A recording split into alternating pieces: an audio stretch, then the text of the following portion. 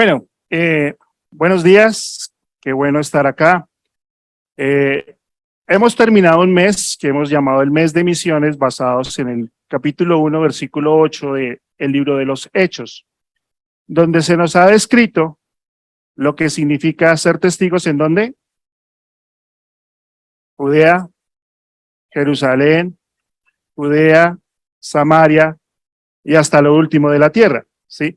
Ese es prácticamente el corazón del libro de los Hechos. Pero la pregunta es, ¿cómo llegó el evangelio desde allá hasta acá? Y para poder conocer un poco, para poder saber cómo es que desde que la iglesia se fundó hasta nuestros días, pues necesitamos ir hasta el comienzo, hasta el origen, hasta donde todo esto empezó, y es la iglesia primitiva. Entonces vamos a tomar este mes de julio para aprender un poco de la iglesia primitiva. ¿A qué fue lo que ellos se vieron enfrentados? ¿Cómo fue que la iglesia llegó a traspasar muchas cosas para llegar a nosotros? Entonces quiero que piensen en esta palabra, trascendente. ¿Qué significa para ti cuando te hablan de trascendencia? ¿De que algo es trascendente? Pues el diccionario lo define así. Entonces el diccionario lo define así, que quiere decir trascender, superar, sobrepasar, ser mejor que otros, es extenderse, ¿sí? Lo que está más allá de lo perceptible, las posibilidades de lo que se puede comprender, que va más allá del límite del conocimiento. O sea, es algo que sobrepasa a veces lo que yo entiendo dentro de mi razón. Es algo que está por encima de lo lógico y lo normal, dejando una huella. Entonces, cuando yo hablo que algo es trascendente, es algo que sobrepasa cualquier barrera. Tu pensamiento, tus ideas, lo que tienes preconcebido, eso es algo trascendente. Y pues son cosas o eventos o situaciones que nos han marcado y nos han llevado a pensar de manera diferente. Entonces, pues, uno de estos pues es la bomba de Hiroshima y Nagasaki. Quizás a esta altura del partido algunos jóvenes pues dicen, pues eso fue un evento del pasado, pero marcó la historia de la humanidad. Y quienes estuvieron en esa época pues tomó una trascendencia, ¿sí? Otra cosa pues son los ataques de las Torres Gemelas. Entonces pues cuando hablamos de esos ataques y vemos todo el contexto y toda esta mano de videos y todo lo que se ha hecho, pues es un evento que uno no puede pasar por alto, porque aunque ocurrió en un país que es lejano a nosotros, hoy en día también nos afecta, ¿sí? Y toda una serie de secuelas que generó esos ataques. El ataque al presidente John F. Kennedy, ¿sí? Y toda esta serie de la Primera, Segunda Guerra Mundial, y pues toda la víspera de una Tercera Guerra Mundial que a cada rato la anuncian y gracias a Dios no sucede, pero está ahí. Y eso es trascendente. ¿Qué es trascendente? Algunos perfumes, ¿sí? Yo no sé si Carolina, pero hay algunos perfumes que son trascendentes, ¿sí? Hay gente que yo la llamo la gente ambientador, ¿no? Que uno está al lado y todo se impregna de ese perfume y huele rico o tú vuelves a oler esa fragancia y te recuerda ese tiempo, ese momento, esas cosas. La música es algo trascendente, ¿sí? Porque nosotros en cierto sentido escuchamos ciertas canciones, cierta música que para nosotros es muy relevante. Esa es la trascendencia. Que también es trascendente los personajes de ficción. Sí, todo este último tiempo donde todos estos personajes han cobrado relevancia y de hecho algunos se genera una feria de cosplay, creo que se llama así, donde personas se visten como ellos, piensan como ellos, actúan como ellos, y pues es triste cuando uno ve el detrás de cámaras ver a Superman moviéndose por una polea allá, y pues la gente nos comemos el cuento de que él sí vuela, pero sucede que no, ¿sí? Entonces eso es trascendente. ¿Qué más es trascendente? Los deportistas, gente que marca nuestra vida. Y pues no sé si vieron la última, bueno, si vieron a Cristiano Ronaldo que estaba en un partido y un fan llega, sobrepasa, llega hasta él y se le humilla y le besa los zapatos y así es la trascendencia. La trascendencia nos lleva a ese punto de sacar lo lógico y a veces meterlo no razonable. También son los equipos de fútbol, que pues bueno, hace 8 días marcaron una trascendencia, por lo menos en esta ciudad, donde personas eran o son seguidores de estos equipos y algunos llegan hasta hacerse matar por un equipo, ¿sí? Y raya el límite de lo absurdo, porque pues ellos van y juegan y ganan millones y los de acá pues les toca trabajar igual, ¿sí o no? Y pues chistoso furibundo del Bayern Múnich, pero nunca ha ido por allá. Pero es hincha furibundo, o del Barcelona, pero nunca ha ido por allá.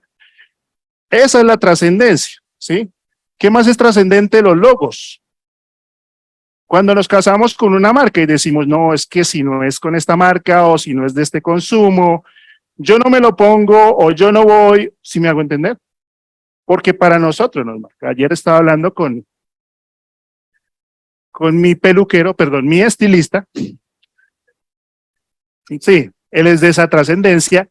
Y sucede que él me estaba contando que él fue al D1 a comprar un detergente y que lavó la ropa y que ese detergente pues le dañó la ropa y luego dijo que no, que para él el cierto detergente, porque no lo puedo mencionar acá por derechos de autor, es mucho mejor que el otro, ¿sí me hago entender?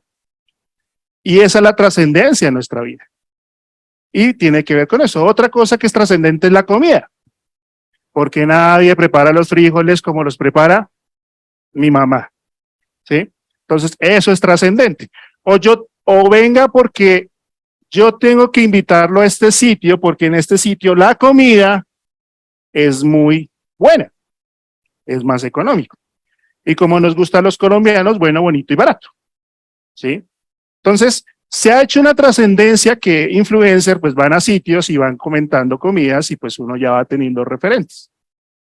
Entonces, eso es la trascendencia. La trascendencia es que no se queda solo ahí, sino que sobrepasa, sino que va más allá y llega a generar un impacto en nuestra vida que para nosotros se vuelve algo relevante, algo de suma importancia, que no lo puedes pasar por alto, más en las mujeres.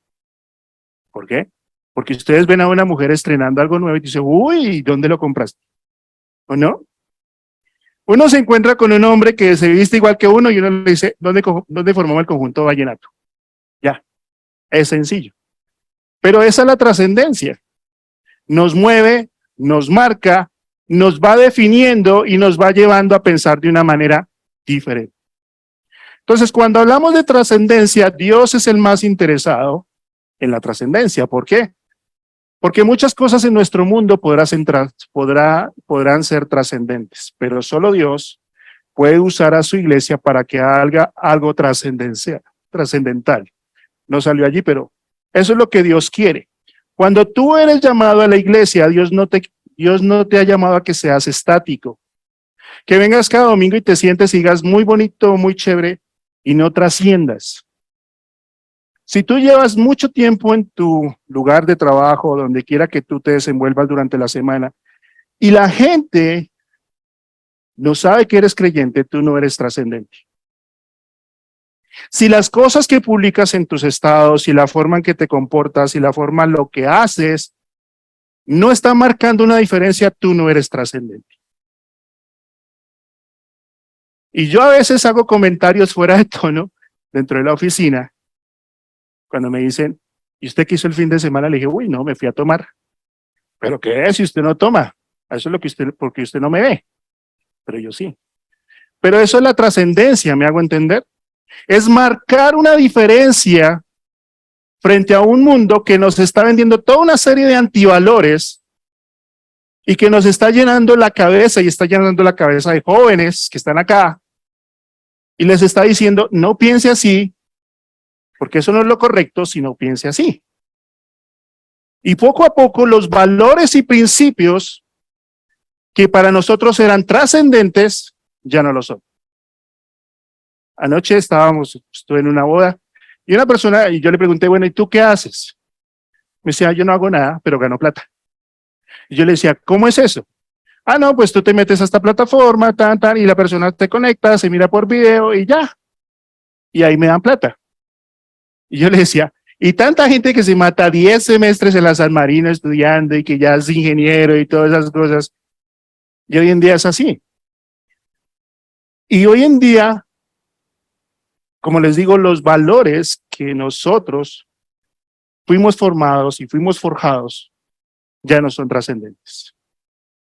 Y el mundo, vez tras vez, y Satanás vez tras vez, se va metiendo en esos valores y Dios nos está llamando a nosotros como su iglesia a marcar la diferencia. Y si tú no estás marcando una diferencia en el lugar donde estás, tú no eres trascendente. No estás llamando a Dios. Jesús dijo que si la sal pierde su sabor, con nada más podrá volver a salarse. Entonces, estamos en medio de un mundo que no está de acuerdo. Por eso necesitamos volver al libro de los Hechos de los Apóstoles, que es un libro transicional. ¿A qué me refiero con transicional? Pues es un cambio de lo que venía del Antiguo Testamento al Nuevo Testamento. Entonces, es un cambio. Y es aquí en el libro de los Hechos donde se marcan unos cambios trascendentales para que comience a funcionar algo que hasta aquí no existía y era la iglesia. Entonces, cambia del Antiguo Testamento al Nuevo Testamento. ¿Qué más cambia? Cambia que el Espíritu Santo deja de estar por fuera de los creyentes para habitar en ellos. En el Antiguo Testamento, el Espíritu Santo venía sobre alguien, lo capacitaba, pero luego se iba. En el Nuevo Testamento, el Espíritu Santo viene a morar dentro del creyente. Pasamos del periodo de la ley a la manifestación de la gracia. Hay muchos que quieren volver a la ley, pero estamos en un periodo que se denomina la gracia. O sea, tú no tienes que ir a un templo, sacrificar un cordero, no, ya es la gracia. Ese es el periodo en el que estamos. La relación con Dios dejó de ser exclusivamente de los judíos para pasar a los gentiles. Y es lo que Pablo dice, que nosotros que éramos lejanos de las promesas, ahora hemos sido hechos cercanos. Nosotros que no teníamos nada que ver con esto, Dios nos da la oportunidad de estar con Él. Y pasa de los judíos a nosotros para formar la iglesia. Y otra cosa es que la presencia de Dios dejó de estar en el templo de Jerusalén para ahora estar en cada creyente. O sea, en el Antiguo Testamento el templo era vital. Hoy en día también es vital para el pueblo judío. Pero tú, al ser creyente, si has tomado una decisión por Cristo, pasas a ser el templo. Entonces, por eso el libro de los Hechos es un libro transicional. Entonces, nos muestra la iglesia primitiva en sus comienzos y por eso estamos en Hechos capítulo 2. Y a veces pensamos que la iglesia primitiva, pues bueno, fueron 120, luego fueron 3,000, luego 5,000 y todos vivieron felices y comieron perdices. Que luego Pablo vino y les dañó la fiesta y los sacó a correr a todos y ahí ya. No, esto tiene mucho de fondo. Y en el tiempo donde Dios coloca su iglesia, porque es Dios quien la coloca, la iglesia primitiva tuvo que vivir una serie de eventos y generó un impacto social en su cultura. Te hago una pregunta, ¿tú estás generando un impacto en donde estás? Cuando la gente hace un comentario, dice, uy, perdón, o siguen charlando, la gente lo piensa 2 veces antes de enviarte un mensaje subido de tono. La gente comenta lo que tú colocas en las redes sociales. O dicen, no, este es uno más. Pues la iglesia primitiva, en un mundo totalmente pagano y depravado, generó un impacto. Cobró una trascendencia. Dentro de las cosas que pasaron es que en el Imperio Romano cada persona podía ejercer su religión libremente de acuerdo a su raza, tradición y lugar de origen. El Imperio Romano no tenía ningún problema en que tú vinieras y dijeras, no, pues es que yo soy musulmán. Dale. Desde que me paguen los impuestos, adelante. No importa tu religión, dale.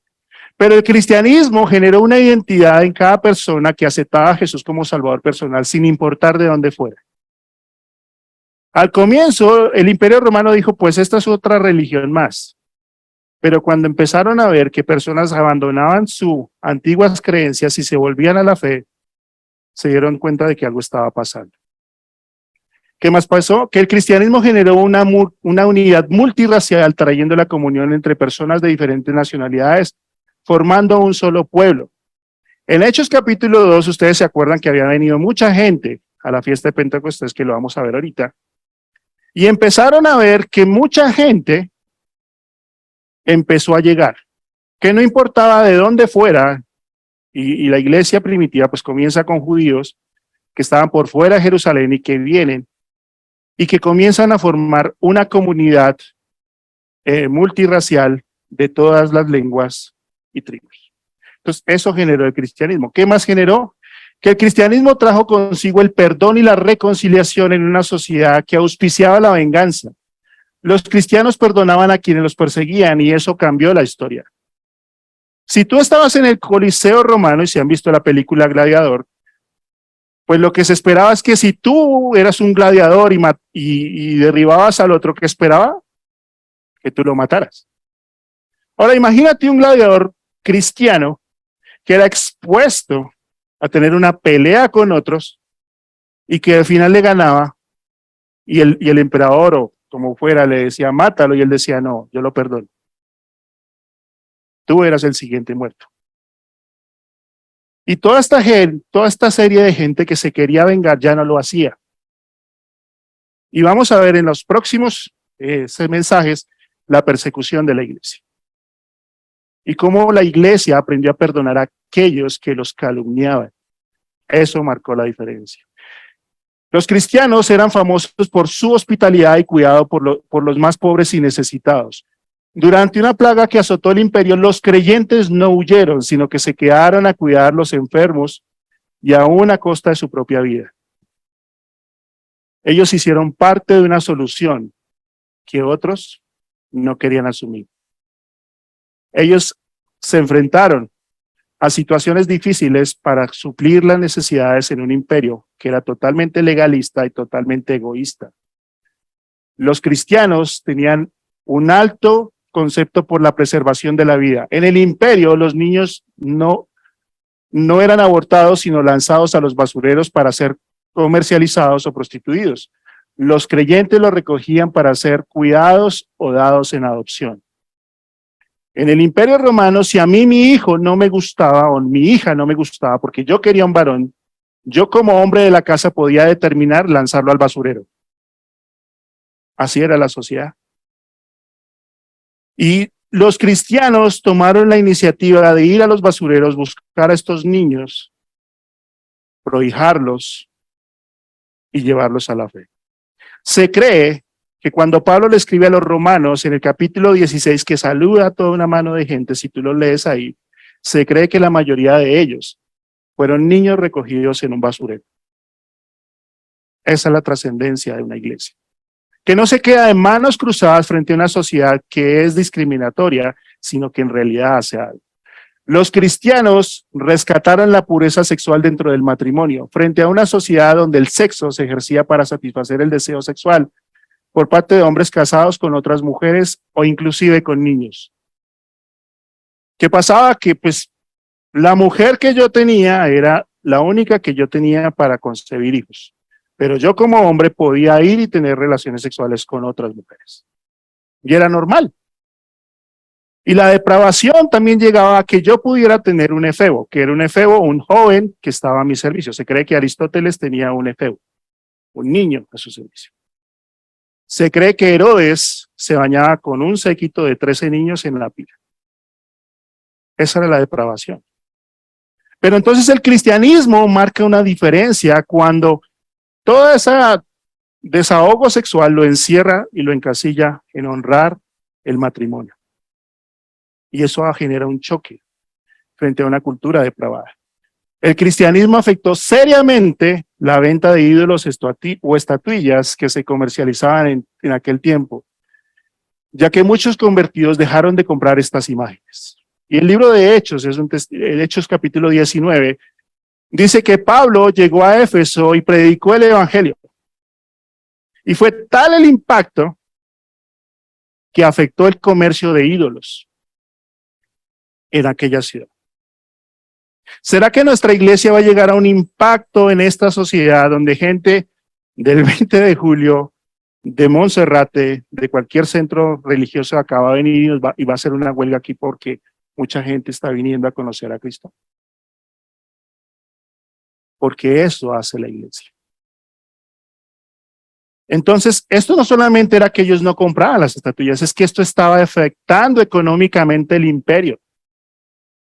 Porque muchas de las divisas eran pagadas por la compra de toda esta serie de estatuillas, porque la gente dejó de ir. ¿Qué más pasó?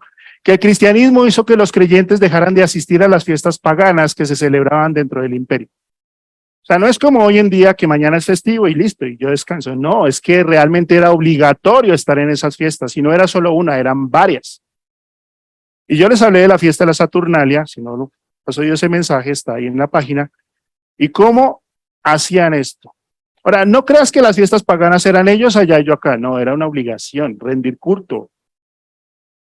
¿Sabes qué hacían en la iglesia de Corinto? No en la iglesia, sino en la ciudad de Corinto, tomaban un buey, lo colocaban arriba del pináculo del templo, lo degollaban y tú para entrar al templo tenías que dejar que la sangre te cayera a ti para pasar. Esa era la tradición. Entonces, gente dejó de ir. Entonces, cuando yo te decía, oye, ¿vas a ir a la fiesta del emperador? Tú decías, no. ¿Y por qué? Porque yo ya no creo en eso. ¿Cómo que no crees en eso? Si eso es nuestra identidad nacional. Ya a eso se habían enfrentados. El cristianismo generó la unidad entre las diferentes clases sociales, ya que amos y esclavos se sentaban en los mismos lugares dentro del servicio. ¿Te imaginas un hombre que tenía 20 esclavos, ahora se sienta en la iglesia al lado de ellos y quien está predicando es un esclavo? Eso no era concebible en una sociedad donde la casta social era muy marcada, donde tú eras un objeto como esclavo. Y si tú no servías, yo como amo podía mandarte matar y nadie me enjuiciaba a mí, porque tú no servías.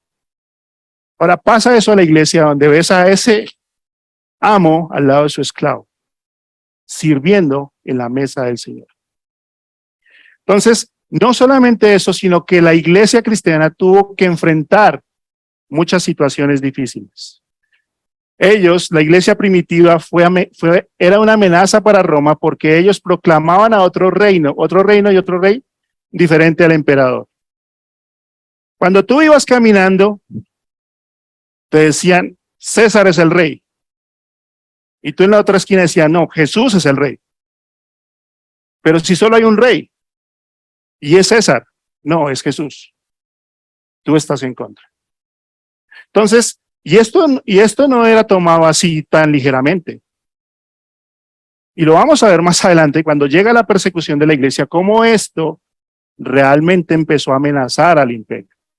¿Qué más pasó? Que la iglesia primitiva era considerada atea. ¿Por qué? Porque no creía en los dioses paganos de Roma. Porque ellos no creían en Zeus, en todas estas ideologías, porque la iglesia, la cultura romana fue impermeada por la cultura griega y trajeron toda esta serie de dioses y ya no creían en todo esto. Entonces, al no profesar su fe a los dioses paganos, pues los consideraban ateos. No porque no creían en Dios, era porque no creían en estas deidades paganas. Fueron considerados caníbales.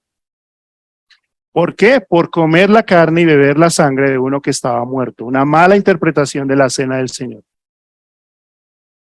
Porque la cena del Señor, como lo vamos a ver más adelante, marcaba el distintivo de la obra de Cristo en la cruz de Calvario. Entonces, cuando los oían que se reunían en las casas a compartir el pan y el vino, en representación de la sangre y el cuerpo de Cristo, decían, estos son caníbales. Cada domingo se reúnen a comerse un cuerpo y beber su sangre.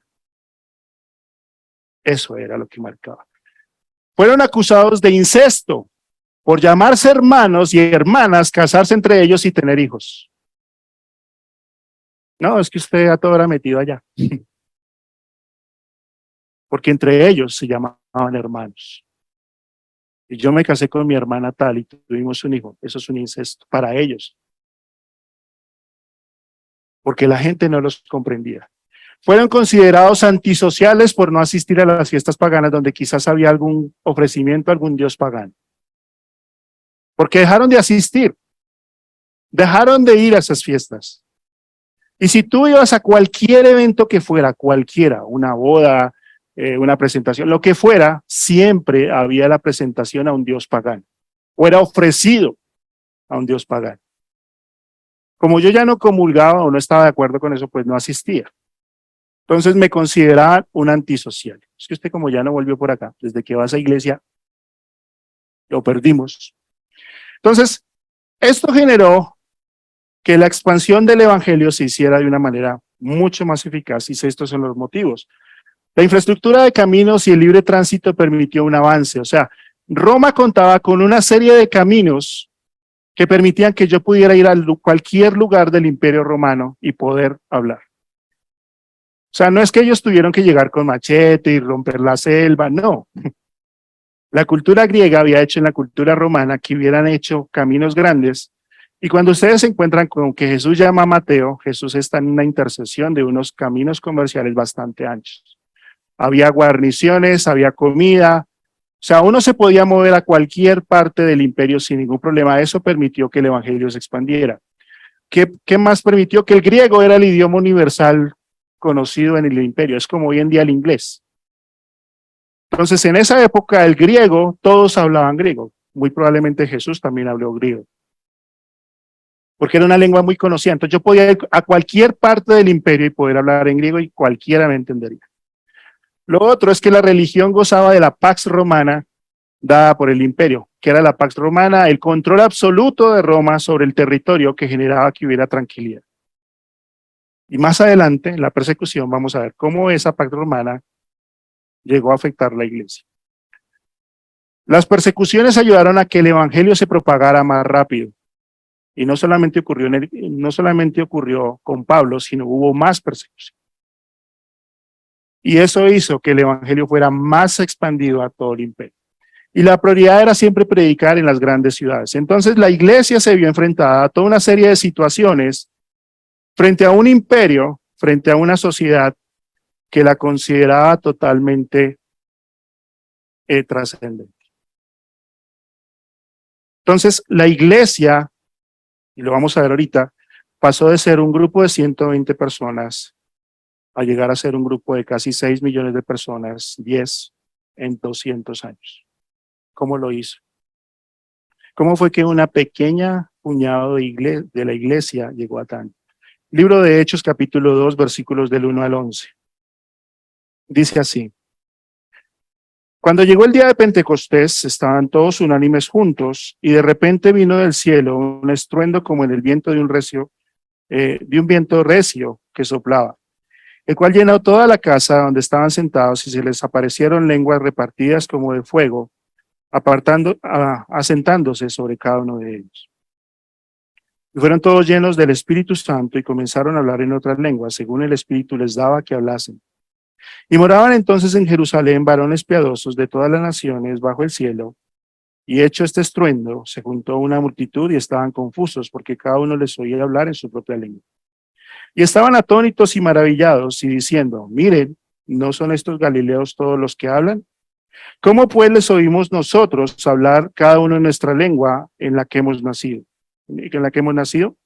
Partos, medos, elamitas y los que habitamos en Mesopotamia, en Judea, en Capadocia, en Ponto y en Asia, en Frigia, en Pánfila, en Egipto, en las regiones de África, más allá de Cirene, y romanos aquí residentes, tanto judíos como prosélitos, cretenses y árabes, les oímos hablar en nuestra lengua las maravillas de Dios. Y estaban todos atónitos y perplejos, diciéndose unos a otros: ¿qué quiere decir esto? Mas otros, burlándose, decían: están llenos de vino. Señor, hoy queremos volver al pasado, pero no como algo de historia, sino porque realmente es algo trascendente. Y pues estamos en medio de una sociedad que tiene en poco los valores y principios de la palabra de Dios. Y pues yo siento, y es mi oración, que tú nos sigues haciendo un llamado a marcar la diferencia en una sociedad que vez tras vez se opone abiertamente al evangelio. Y pues Señor, ayúdanos. a que no meramente seamos asistentes en la iglesia, sino personas que en realidad están impactando a otros con lo que tú haces en ellos. Amén. Entonces, hay 5 cosas.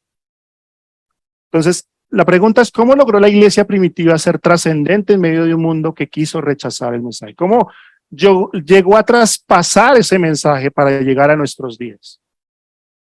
En medio de persecuciones, en medio de muertes, en medio de falsos maestros, en medio de encarcelamientos, en medio de muchas personas que fueron llevadas al Coliseo para ser martirizadas.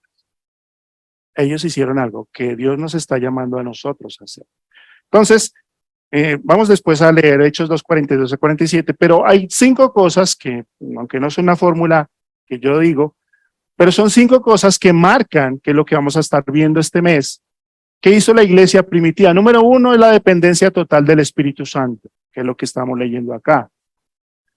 Número 2 es la que permanecieron fieles a la enseñanza de los apóstoles, que lo vamos a ver en Hechos 2:42. Mantenían la comunión y la unidad. Número 4, participaban de la cena del Señor. Y número 5, perseveraban en la oración. Entonces, hoy vamos a ver la primera, que es la dependencia del Espíritu Santo. Entonces, la iglesia en sus comienzos tenía como alto valor estas 5 cosas. Y se hace necesario que nosotros frente a esto nos evaluemos y digamos si realmente estamos llegando a eso. Entonces, la iglesia dependió de la guía del Espíritu Santo. Bueno, lo borró, pero ahí está. Entonces, quiero que seamos claros en entender que la iglesia no es esto, no son las paredes. ¿Quién es la iglesia? ¿Quién? Tú, yo. Si tú has tomado una decisión por Cristo, tú eres parte de la iglesia. No es una organización, sino un organismo vivo que está formada por todos los creyentes que han puesto su fe en el sacrificio de Jesús en la cruz de Calvario por todos nuestros pecados. Si tú has tomado esa decisión, si el Espíritu Santo te ha convencido de pecado y tú te has arrepentido de tus pecados y has aceptado el sacrificio en la cruz de Calvario y tu vida está siendo transformada, tú haces parte de la iglesia. Si eso no ha pasado en tu vida, tú solamente eres un asistente dentro de un local lleno de creyentes, pero no eres cristiano. Y eso te tiene que llevar a pensar a ti. Te tiene que llevar a evaluar tu vida, si en realidad tú eres creyente o no. Entonces, Pedro, afirmando esto, dice, de esta manera Dios hará con ustedes como de piedras vivas un templo espiritual, un sacerdocio santo, que por medio de Jesucristo ofrezca sacrificios espirituales agradables a Dios. Por eso nos llama un templo espiritual. La iglesia tiene 2 facetas. Una es la iglesia local, que somos nosotros, que nos vemos cada domingo, que nos vemos cuando nos reunimos, y otra es la iglesia universal. ¿Cuál es la iglesia universal? Es la que se une a todos los creyentes de todos los tiempos, que lo vamos a ver ahorita, y forman una iglesia espiritual. En este momento hay muchas iglesias que se están reuniendo con genuinos creyentes que hacen parte de una iglesia que Dios ya tiene establecida, que es la iglesia espiritual. Entonces, eso es la iglesia. Entonces, Hechos 2 nos marca, es como la bisagra entre el Antiguo y el Nuevo Testamento, porque marca un comienzo de algo que no existía, que era la iglesia, que es ahí donde comienza la iglesia y Dios tiene un propósito allí. Entonces, pues ya lo leímos, que cuando llegó el día de Pentecostés, vamos a estar meditando en esto, estaban todos juntos en el mismo lugar y de repente vino del cielo un ruido como el de una violenta ráfaga de viento y llenó toda la casa donde estaban reunidos. Y se les aparecieron entonces lenguas como de fuego y se repartieron y se postraron sobre cada uno de ellos y todos fueron llenos del Espíritu Santo y comenzaron a hablar en diferentes lenguas según el Espíritu Santo les daba que hablar. Jesús dijo que él pediría al Padre y les daría otro consolador para que los acompañe siempre. El Espíritu de verdad, a quien el mundo no puede aceptar porque no le ve ni le conoce. Pero ustedes sí lo conocen porque vive con ustedes y estará en ustedes. Y el libro de Hechos nos marca el cumplimiento de 2 cosas. La promesa de Jesús al enviar al Espíritu Santo y el nacimiento de la iglesia. Es en Hechos capítulo 2 donde lo que Jesús había hablado a sus discípulos se iba a cumplir. Es ahí es donde se consolida la promesa hecha por Dios, por Jesús. Entonces, en Hechos capítulo 2, versículos del 1 al 4, encontramos tres cosas. La primera es la llegada del Espíritu Santo, versículo 1 al 2. La segunda es la manifestación del Espíritu Santo, versículo 3. Y la tercera es la capacitación del Espíritu Santo. Eso es lo que vamos a estar viendo. El Espíritu Santo, cómo obró en la iglesia y cómo la llevó a ser una iglesia tras él. Entonces, hablemos de la llegada del Espíritu Santo. La iglesia nace en el año 33 en la fiesta de Pentecostés. Después de la ascensión de Jesús en el capítulo 1 y la llegada del Espíritu Santo en el capítulo 2.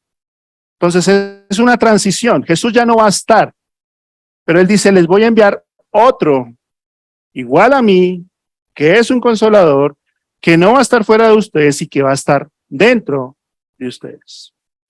Entonces, ¿qué es la fiesta de Pentecostés? Pues es un término que significa 50.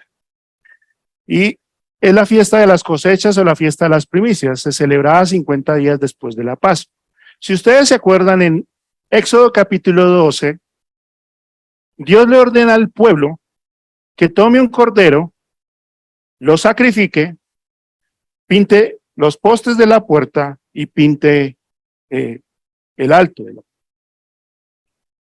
Eso es la Pascua, donde se sacrificaba un cordero a fin de cubrir un inocente para que el ángel de la muerte no los tocara. 50 días después de la salida de Egipto, Israel había de recibir las tablas de la ley.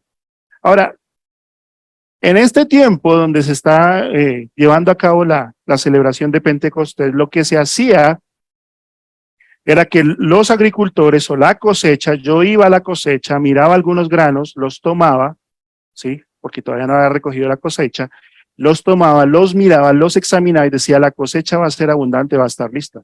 Se lo traía al sacerdote y el sacerdote lo mecía delante de Dios, como una ofrenda. Ese es el día de Pentecostés. Entonces, Jesús había muerto en la Pascua. Duró 40 días con sus discípulos. Luego él se reúne con ellos, les da las órdenes de ir, predicar el evangelio y haciendo. Y les dice, vayan a Jerusalén y esperen la venida del Espíritu Santo en Hechos capítulo 1, versículo 8. Esperen, quédense ahí. 120 personas. Que van a Jerusalén y se encierran en un lugar conocido como el aposento alto.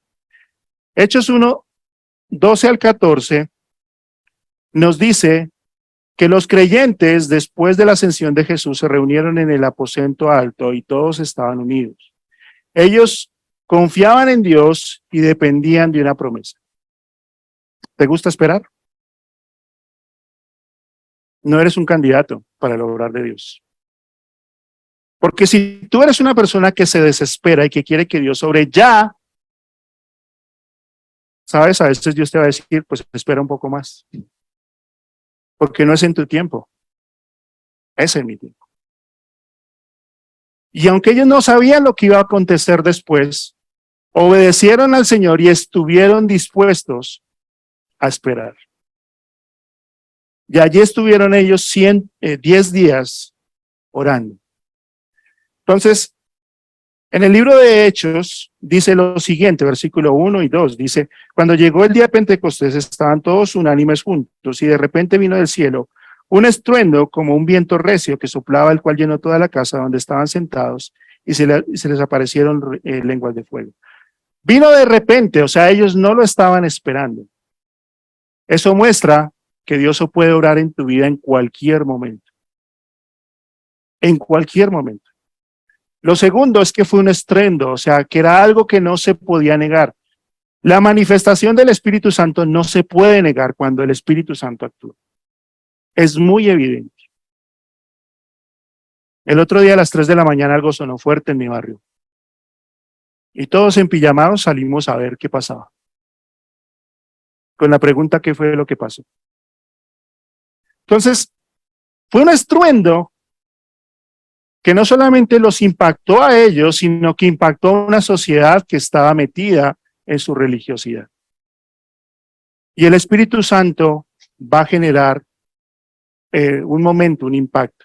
Vino del cielo, lo cual dice que no provenía de los hombres, sino que venía de Dios. El Espíritu Santo venía de Dios porque era la manifestación de su presencia. Dice que vino un viento recio que muestra el poder de Dios. Ahora, era un sonido de viento, lo cual indica, y es lo que Jesús dice, que el viento sopla por donde quiere ir. Tú lo escuchas soplar, pero no sabes de dónde viene ni para dónde va. Así son todos los que nacen del Espíritu. El mover del Espíritu Santo es algo que no puede ser entendido por medios naturales. Tú no lo puedes entender. No te puedes imaginar cómo el Espíritu Santo puede obrar cuando el Espíritu Santo decide hacer la obra. Ahora, el viento, ahí esa palabra viento significa soplo. Es cuando Dios hace al hombre ese muñeco de barro y le sopla y le da vida. Es cuando en Génesis capítulo 1, versículo 2, dice que el Espíritu Santo se movía sobre la faz de las aguas. Es cuando en Ezequiel, que se para frente a los huesos secos, el Espíritu Santo sopla fuerte y los devuelve a la vida. Eso es el Espíritu Santo. Que una persona que tú consideras que nunca va a entender el Evangelio, que nunca va a dejar su religión, que nunca se va a convertir, el Espíritu Santo entra a su vida, lo convence de pecado y lo llama. Si tú no has tenido eso en tu vida y tú no lo tienes claro, es porque tú no sabes lo que el Espíritu Santo puede hacer. Entonces, el mover del Espíritu Santo nos muestra que Él es el que da comienzo a todas las cosas. Cuando Dios quiere empezar algo, envía a su Espíritu Santo a moverlo. ¿Sabes cómo una persona está siendo movida por el Espíritu Santo? Cuando se muestra inquieta. Cuando comienza a preguntar, cuando comienza a decir, yo quiero, yo quiero, yo quiero, yo quiero. Él viene de parte de Dios para darnos vida, no muerte. Eso es lo que hace el Espíritu Santo. No es algo que se obtiene por experiencia, no es porque yo lo deseo, no es porque yo lo quiero. Estuve pensando en una canción de este señor Jesús Adrián Romero, que se llama Como la brisa, que habla de la venida del Espíritu Santo. Eso no es bíblico. Por cierto, tengan cuidado con las enseñanzas de ese señor. Cierro paréntesis. No es algo que se obtiene por experiencia, no es algo que suceda por más que oremos. O sea, yo no puedo, por más que ore, hacer que el Espíritu Santo venga, porque es algo sobrenatural. El Espíritu Santo obra en formas que nosotros no entendemos. Nunca podemos entender el obrar del Espíritu Santo.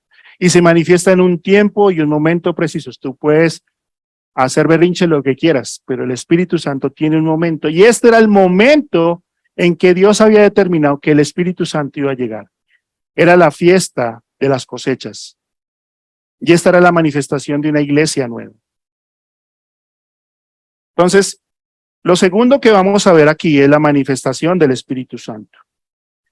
Dice que vinieron lenguas como de fuego. Eso es una manifestación de la presencia de Dios en todos los creyentes. Ahora, ¿te imaginas estar 120 personas, se escucha un ruido y de repente se te aparece en tu cabeza una manifestación como de lenguas de fuego? No es que, ¡pum!, se le prendió la candela, no. Era una manifestación. De alguna forma ellos podían ver en la cabeza del otro una manifestación. Tenía que ser así para que aquellos que tenían miedo, que iban a ser perseguidos, estuvieran totalmente convencidos de que Dios estaba con ellos. Entonces, el fuego en el Antiguo Testamento era una manifestación de la presencia de Dios. Eso es el fuego en el Antiguo Testamento. ¿Qué más es el fuego? El fuego en el Antiguo Testamento representaba que Dios estaba de acuerdo con un sacrificio. ¿Se acuerdan de Elías? Que el fuego desciende porque Dios había aceptado el sacrificio. El fuego en el Antiguo Testamento representaba la santidad de Dios. Cuando Dios se le aparece a Moisés, le dice, quita el calzado, porque el lugar donde estás, tierra santa es. Cuando tú eres creyente, la santidad de Dios está en tu vida. Por eso cada vez que pecas, la santidad de Dios también está ahí. Piensa. El fuego en el Antiguo Testamento también era un sinónimo de juicio. Los hijos de Aarón presentaron un fuego extraño en el altar, y fuego del cielo descendió y los fulminó. Igual pasó con el campamento de Israel. Dios descendió en fuego del cielo y se llevó parte del campamento. Entonces, no es como estas canciones, hay una canción por ahí que dice, fuego de Dios desciende. Yo creo que deberían pensarlo bien. Porque esa es la presencia de Dios, ¿sí? Las lenguas de fuego aquí representan el bautismo por parte del Espíritu Santo. O sea, es esto. Las lenguas de fuego solo ocurrieron una vez en la historia de la iglesia y nunca más se volvió a repetir este evento. Nunca más. ¿Por qué? Porque era algo exclusivo para ellos. No se puede reproducir. No es algo que vuelva a ocurrir. Solamente ocurrió en ellos como una garantía a ellos que iban a empezar la iglesia, de que debían creer que el poder de Dios iba a obrar en ellos. Entonces, el día de Pentecostés ocurrieron dos cosas. Número uno, todos los creyentes fueron bautizados en el Espíritu Santo. Bueno, no aparecen algunas letras allí, pero ahí está. Y dice que como saben, Juan bautizó con agua, pero dentro de algunos días ustedes serán bautizados con el Espíritu Santo. Ahora, ¿qué es el bautismo del Espíritu Santo? Te estarás preguntando. Estúdialo y el próximo mensaje te digo qué es. No, mentiras. Bautizo significa sumergir o introducir. Eso es bautizo. Palabras más, palabras menos. Lo que hace el Espíritu Santo, que es diferente a la llenura del Espíritu Santo, que ocurrió también ese día, es que el Espíritu Santo, de acuerdo a 1 Corintios 12:13, me toma a mí, que no soy creyente, que no conozco el Evangelio, que estoy apartado, pero me lleva a mí al arrepentimiento, y cuando yo soy confrontado con mi pecado y acepto el sacrificio en la cruz de Calvario, el Espíritu Santo me toma y me introduce dentro del cuerpo de Cristo, que es la iglesia. Y yo tengo una comunión con todos los creyentes de todos los tiempos. Eso es lo que hace el Espíritu Santo. Me toma a mí y me lleva a ser parte de la iglesia de Jesús. ¿Haces tú parte de la iglesia de Cristo? ¿O solamente eres un asistente que viene de vez en cuando y dice, a mí me gusta, me parece bueno? Ese es el bautismo del Espíritu Santo. ¿Qué es la llenura? Que lo vamos a ver ahorita. El Pablo dice, no se emborrachen con vino que lleva desenfreno, al contrario, sean llenos del Espíritu Santo. Anímense unos a otros con salmos, himnos, canciones espirituales y canten y alaben al Señor. La llenura del Espíritu Santo es rendirme totalmente al control del Espíritu Santo. El bautismo es mi posición. La llenura es mi caminar. Son dos cosas diferentes, no los confundas. El bautismo ocurre solo una vez. La llenura ocurre todo el tiempo.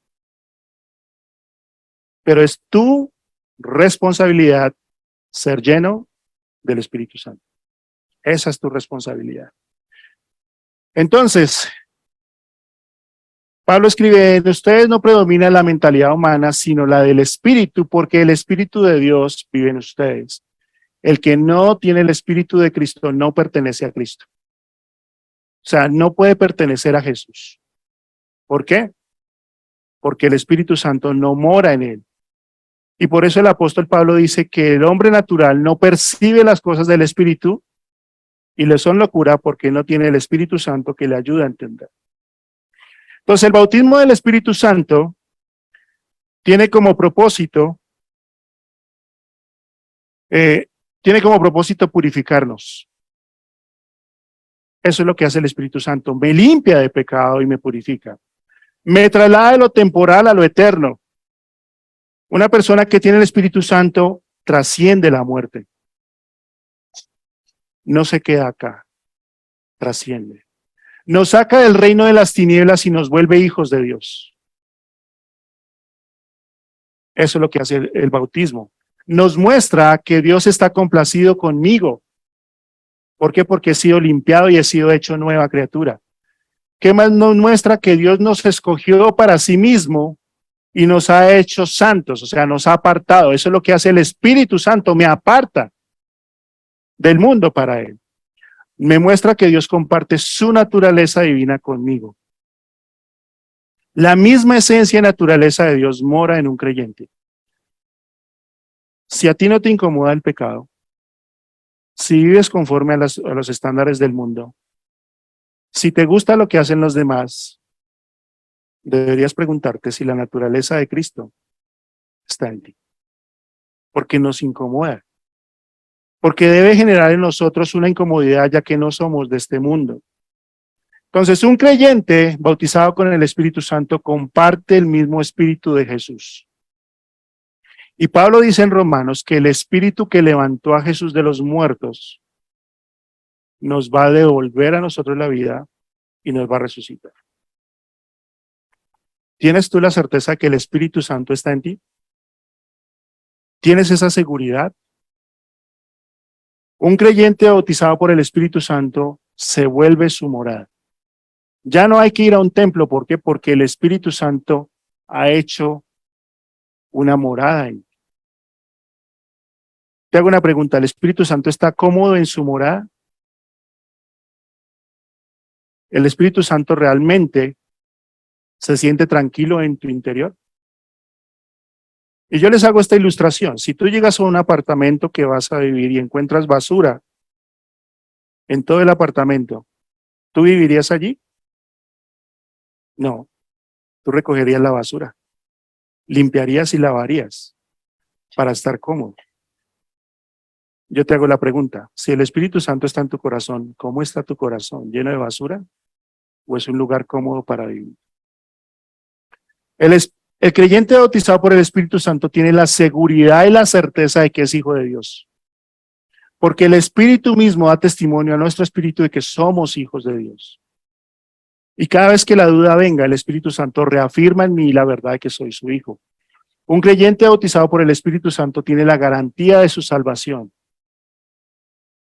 Y esto fue lo que hizo que a pesar de que persiguieran a la iglesia hasta la muerte, ellos pudieran mantener su fe porque estaban convencidos, estaban seguros de que Jesús nunca los abandonaría. ¿Tienes tú esa seguridad? ¿Esa certeza de que la salvación es tuya?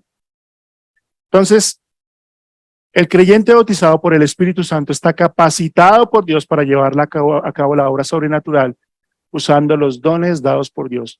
Si tú has tomado una decisión por Cristo en ese mismo momento, Dios te capacita para vivir la vida cristiana. Jesús dijo, separados de mí, nada puedes hacer. No puedes ni siquiera orar si el Espíritu Santo no está en ti. No puedes ni siquiera leer la Biblia. No puedes predicar el Evangelio si el Espíritu Santo no hace. Por eso Dios, al colocar el Espíritu Santo dentro de ti, te está capacitando para lograr lo que Él hace. Miremos la capacitación. Y todos fueron llenos del Espíritu Santo y comenzaron a hablar en diferentes lenguas. ¿Cómo obró el Espíritu Santo? Pues Él los llenó. Ahora, ¿qué significa ser lleno? Es ser controlado por algo. Es lo que me domina y me somete a su voluntad para guiarlo a hacer algo que ha determinado hacer. Por ejemplo, el enojo. ¿Han visto gente que es movida por la ira? Hay gente que está enamorado y se mueve por el amor, ¿no? Y uno se pregunta, ¿cómo él viviendo en Soacha y ella viviendo en el 20 de julio? Él va desde Soacha al 20 de julio y... ¿por qué lo mueve qué? Esa pasión. Hay gente que lo mueve el hambre. Entonces, cuando hablamos de la llenura del Espíritu Santo, es que el Espíritu Santo tiene el control total de mi vida. Es que el Espíritu Santo me mueve. No sé si a ti te ha pasado, pero a veces uno está y el Espíritu Santo te coloca una carga por alguien. Ora por esa persona. Tengo una compañera que tiene pues, a su mamá enferma y lo ha publicado en el WhatsApp de la iglesia. Y el Espíritu Santo me dijo, ora por ella. Yo no. Y yo seguía trabajando. Y ella a punto de irse, y el Espíritu Santo me decía, oré por ella. Y yo no. Hasta que ya estaba lista para irse y no pude aguantarlo más. ¿Y saben cuál es mi oración? Espíritu Santo, no dejes de estorbarme. El día que el Espíritu Santo no te estorbe, es porque tu vida está llena de otras cosas del mundo que han cautivado tu corazón. Así que el Espíritu Santo, ser lleno del Espíritu Santo es tener el control. Si tú me dices, es que yo soy de mal genio y no puedo controlarme, pues tú estás ignorando lo que dice Gálatas 5, 22, 23. Dominio propio. No, es que yo no tengo paz con esta situación. Es que tú estás ignorando Gálatas 5, 22 al 23. El fruto del Espíritu es paz. No, es que a mí esta situación me tiene triste y no tengo gozo. Estás ignorando Gálatas 5. El fruto del Espíritu es gozo, paz, paciencia, benignidad, bondad, fe, mansedumbre, templanza, amor. Esa es la vida llena del Espíritu Santo. Y Pablo lo ilustra en Efesios capítulo 5, versículo 18. Dice, no os embriaguéis con vino en lo cual hay disolución. Más bien sed llenos. ¿Qué necesita uno para emborracharse? Una copa, otra copa, otra copa, otra copa, otra copa. ¿Y qué hace uno al final? Termina siendo llevado por el licor. Cuando tú comienzas a entregar tu vida al Espíritu Santo para que Él tome el control, Él va a hacer en ti la obra que Dios tiene establecida. Pero es tu responsabilidad. Los creyentes llenos del Espíritu Santo salieron a predicar a otros de parte de Dios. No se quedaron ahí. Salieron. Y cuando Jesús nos dice, vayan y prediquen el Evangelio, nos está diciendo, sean guiados por el Espíritu Santo. ¿Qué más hicieron los creyentes llenos del Espíritu Santo? Fueron testimonio para que lo escuchaban. Una ciudad repleta, llena. Tuvo que escuchar a los creyentes y escuchar su testimonio que algo había pasado. Algo pasó con esta gente y no los pudieron ignorar. Los creyentes llenos del Espíritu Santo tuvieron la valentía de enfrentarse a la oposición. La gente dijo, están borrachos. Y Pablo dijo, no, no están borrachos. Y ustedes se acuerdan que Juan y Pedro son azotados y metidos a la cárcel. Y les dicen, los vamos a dejar ir, pero no prediquen de Jesús. Y adivinen qué hicieron. Se pararon en la mitad de la plaza y predicaron de Jesús. Eso es ser movido por el Espíritu Santo. La llenura del Espíritu Santo animó a la iglesia primitiva a salir de su comodidad. Los capacitó para hacer las cosas que ellos no pensaron que eran capaces. Porque dijeron, son galileos. ¿Sabes? Un galileo era una persona que hablaba media lengua y que no se le entendía. No quiero hacer una descripción porque después me pegan. Pero era alguien que hablaba trabado, algo así. ¿Sí? Entonces, les dio la habilidad de testificar a otros las maravillas de Dios. Mira, yo te digo una cosa. Si a ti te da miedo hablar de Jesús y testificar de Jesús, es porque tú no estás dependiendo del Espíritu Santo. Estás dependiendo de quién. De ti mismo. Porque si tú estás convencido de que la palabra de Dios, dice Pablo en Romanos 1:16, porque no me avergüenzo del Evangelio, porque es poder de Dios para salvación al judío primeramente y luego al... Eso hizo la palabra de Dios. Pudieron ser un impacto en una sociedad religiosa y apartada de Dios. Toda esta gente vino. Pudieron ver el poder de Dios en ellos y en la vida de otras personas. Entonces, fue el Espíritu Santo quien les hizo. ¿Por qué es importante el Espíritu Santo en nuestra iglesia? ¿Por qué? Primero, porque solo el Espíritu Santo puede hacer que algo normal y cotidiano se vuelva trascendente. La iglesia en 300 años, hasta el año 313, desde el año 33 hasta el año 313, generó un impacto tan grande que Constantino, en el año 313, coloca al cristianismo como la religión oficial del imperio. Y ese es otro cantar. Imagínate eso, haber llegado a ese impacto. Lo siguiente es que la iglesia de hoy está fuera del Espíritu Santo. La iglesia de hoy quiere programas, quiere estilos de música diferente, quiere otras cosas, pero el Espíritu Santo quiere hacer algo en la iglesia. Así está mal. La verdadera mover del Espíritu Santo es cuando la iglesia se somete al Espíritu Santo para alcanzar al mundo. No se logra de otra manera. ¿Quieres alcanzar a tu familia? ¿Quieres hablar a tus compañeros de Jesús? Sométete al Espíritu Santo y Él te va a mostrar cómo hacerlo. Lo otro es que porque solo el Espíritu Santo puede hacer en los creyentes cosas trascendentales que en nuestras fuerzas nosotros no seríamos capaces de hacer. Si tú le preguntas a Pedro, ¿tú crees que si predicas el Evangelio se van a convertir 3,000 personas? Él te va a decir no. Pero después de Juan capítulo 21, que es un capítulo que me encanta, él se para y ve 3,000 personas doblegando sus rodillas y diciendo, yo tengo que aceptar a Jesús. ¿Quieres ver el poder del Espíritu Santo? Sométete. Lo otro es porque solo el Espíritu Santo puede hacer que su obra en la iglesia no sea pasada por alto. Vuelvo y te pregunto, ¿tú eres una persona trascendente en el lugar donde estás? Una iglesia que está movida por el Espíritu Santo no puede pasar desapercibida y logrará un impacto en el lugar que se encuentra. ¿Eres tú una persona que impacta a otros? Porque solo el Espíritu Santo, obrando en los creyentes rendidos a Él, puede hacer que más personas sean añadidas a la iglesia. Dios traerá personas a nuestra iglesia si ésta está siendo guiada por el Espíritu Santo. No sirven programas, no sirven sillas cómodas, no sirven pantallas LED, no sirve buen sonido, no sirve. Sirve solamente el poder y el obrar del Espíritu Santo. Te dejo con esta pregunta. ¿Será que nuestra iglesia, nuestra familia bíblica, es trascendente? Movida por el Espíritu Santo que impacte una sociedad en la cual se encuentra o seremos pasados por alto. Ponte de pie, ya para terminar.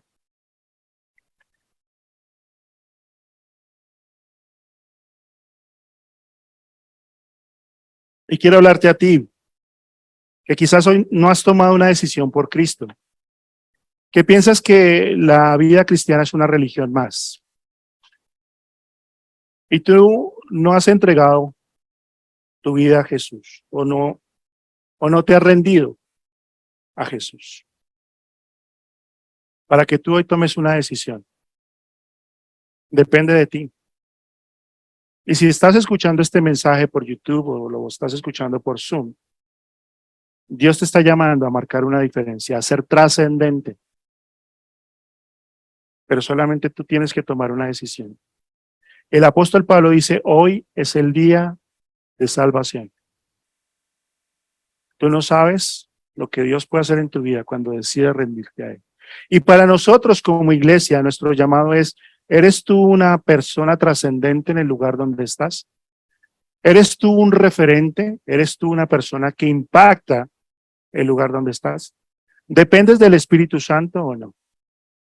¿O lo estás haciendo en tus fuerzas? Tómate un momento para orar. Señor, la iglesia primitiva fue trascendente porque ellos decidieron creer en ti, decidieron aceptar el reto,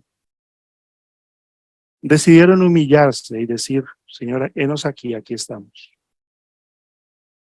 Señor, tú conoces nuestras vidas. Tú sabes el tipo de personas que somos en nuestro trabajo, en nuestro colegio, en nuestra casa. Y tú nos estás llamando a ser trascendentes, a marcar la diferencia y a hacer algo que no se puede pasar por alto. Y nos estás llamando hoy a depender del Espíritu Santo, a rendir nuestra vida, a rendir todo lo que somos al Espíritu Santo.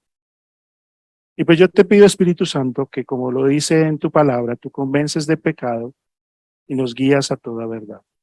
Y quizás hay hermanos acá, Señor, que sienten que su vida no está siendo guiada por ti, por el Espíritu Santo, para que en esta semana sean convencidos de pecado, se arrepientan, nos arrepintamos y podamos decir, Espíritu Santo, yo quiero que a partir de hoy tomes el control de mi vida, llenes mi vida con tu presencia para hacer las cosas que tú has preparado para mí. Que no sea mi orgullo, que no sea yo, sino que seas tú en mí quien obre. Y pues Señor, yo dejo en tus manos a nuestra iglesia para que nuestra iglesia entienda lo que significa ser trascendente.